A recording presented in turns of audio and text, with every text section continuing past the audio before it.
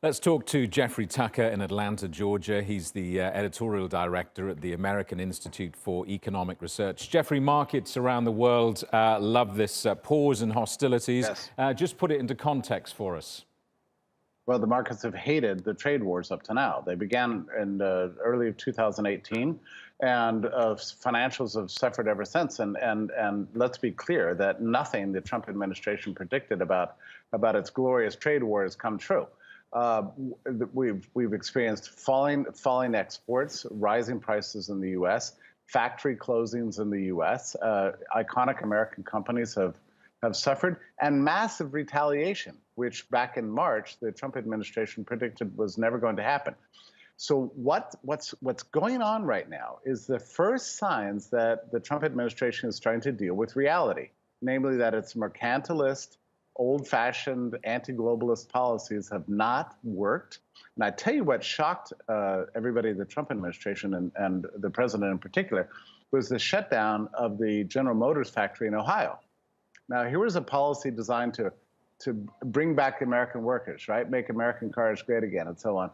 The very opposite happened. So at this point, and given the financial dark clouds on the horizon, the Trump administration decided to pull back, get a little bit of a symbolic victory here from China in the form of this car stuff, and call it a day. So it's good news. Yes, the financial markets are celebrating because we can finally get back on track to building world prosperity again.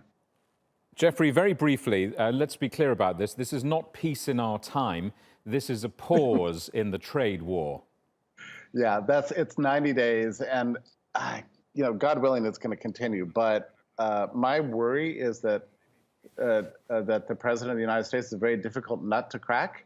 He's probably still dedicated to this mercantilist policy that he's been pursuing for the last year. My concern is that after the Christmas buying season is over and come January, February, that it's all going to start over again. I hope not, but I think it's maybe too soon to call this a permanent peace, okay. Much to my sadness. Okay, yeah. We'll take us down the road a bit. What are the likely outcomes after this 90-day truce? Where are we going to be on day 91?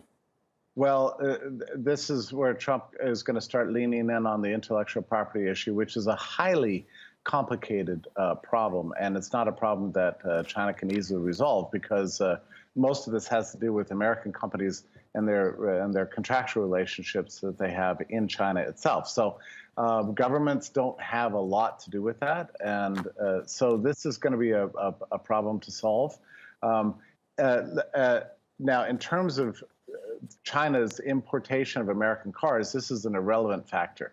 I mean, a tiny, tiny percentage of American auto manufacturers' cars are actually imported from the U.S. Most of them are built in China itself, so the tariff actually has no relevance there. So we're not going to see an increase in car exports from the U.S. to China, at least not of any significant sort. So this is a purely symbolic victory. Let's Trump declare that he's this great winner of the trade war, come home, tell everybody aren't I wonderful, and then we just get through the Christmas season and pick it up later. Jeffrey, good to talk to you. Jeffrey Tucker in Atlanta in Georgia.